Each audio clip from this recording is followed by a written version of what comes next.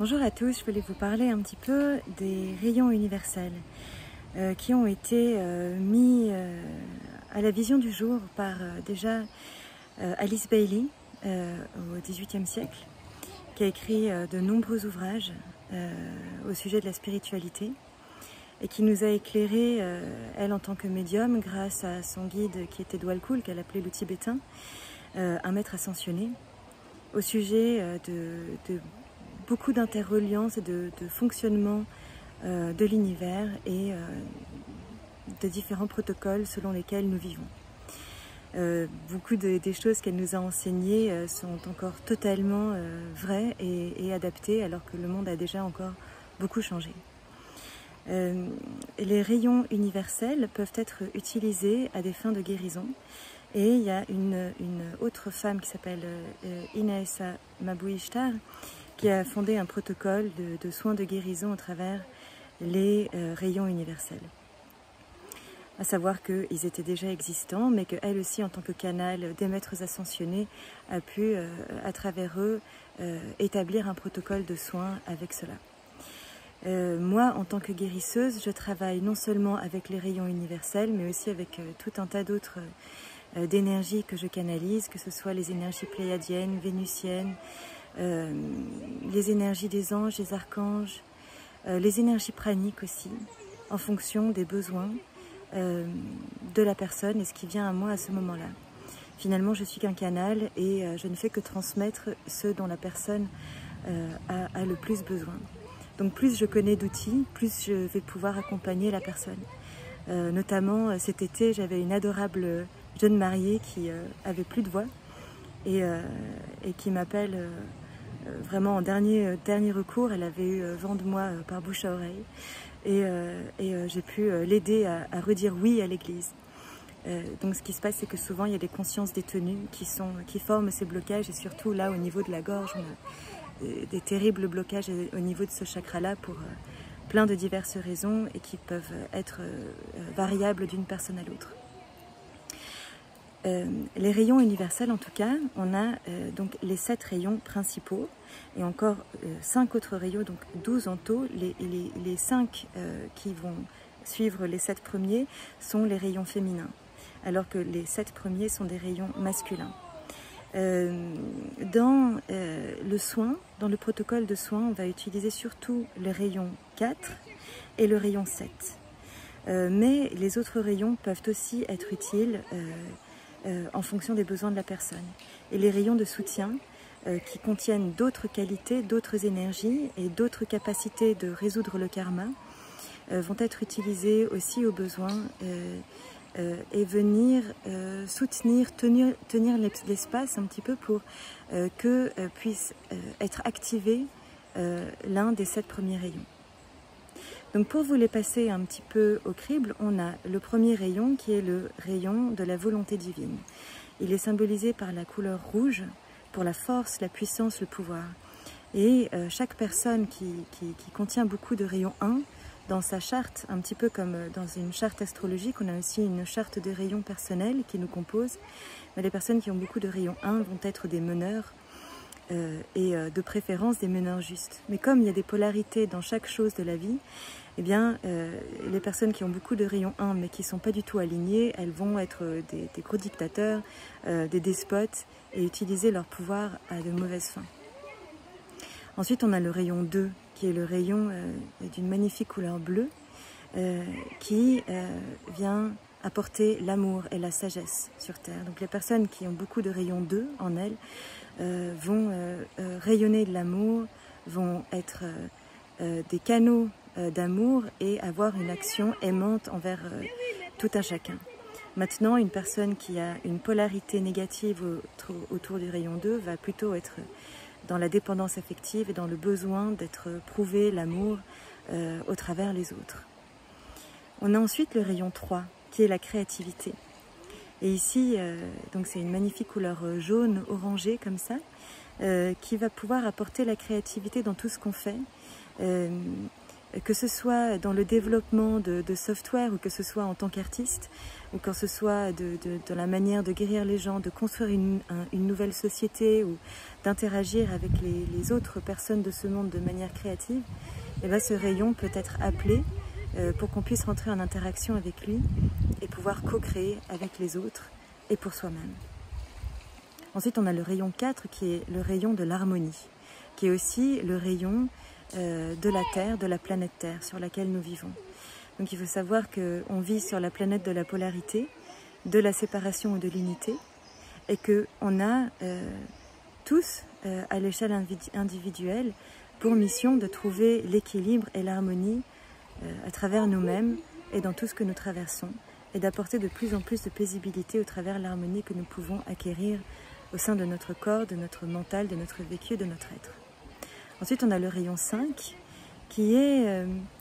moi, pendant ma formation, par exemple, j'avais appris que c'était un rayon qui était très connecté à la science. Mais de mon expérience et de ce que je reçois aussi en canalisation aujourd'hui, pour moi, c'est un rayon qui est très relié à la connexion du mental inférieur vers le mental supérieur. Et pas tant qu'à la science, comme ça nous a été enseigné. C'est-à-dire que les scientifiques vont pouvoir beaucoup bénéficier du rayon 5 quand ils sont en train d'essayer de manifester au travers de leur mental inférieur des concepts compliqués et qu'ils vont pouvoir recevoir depuis leur mental supérieur. Mais il faut savoir que nous aussi, tous les autres dont je fais partie, qui ne sont pas du tout scientifiques, on a la possibilité de travailler avec le rayon 5 pour se remettre en connexion avec notre soi divin supérieur, et dans la profondeur de nous-mêmes pour pouvoir amener toute cette conscience, toute cette supraconscience dans notre corps physique et dans le matériel. J'associe beaucoup le rayon 5 au chakra qu'on a ici à l'arrière de la tête qui s'appelle le chakra alta majeur, qui est un peu comme une espèce de cordon ombilical vers le cosmos et vers notre soi supérieur, depuis lequel en fait on peut évacuer tout ce dont nous n'avons plus besoin et aussi recevoir les informations divines et cosmiques qui nous servent.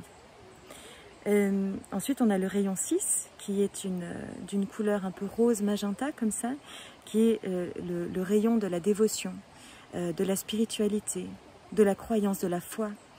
C'est un rayon qui a été très présent au travers de ces dernières années, dont Jésus-Christ a été le porteur aussi, apporter la foi, apporter la croyance, le Christ en soi, le divin en soi, à travers tout ce qu'on fait, à travers tout ce qu'on voit et à travers tout ce qu'on manifeste. Donc dans sa polarité négative, le rayon 6, par exemple, va devenir... dans une spiritualité, dans la religiosité complètement dénuée de distinction entre le juste et le mauvais. Alors que la foi, la spiritualité est quelque chose qui se trouve profondément ancré à l'intérieur de nous et pas au travers des enseignements dans des bouquins ou dans des pratiques despotiques. On a ensuite le rayon 7, qui est très associé à la flamme violette, qui est aussi de couleur violette, qui est le rayon de l'alchimisation, de la transmutation, de la transformation. Et on peut utiliser ce rayon, faire appel à lui. On n'est pas obligé d'être un guérisseur pour pouvoir le faire.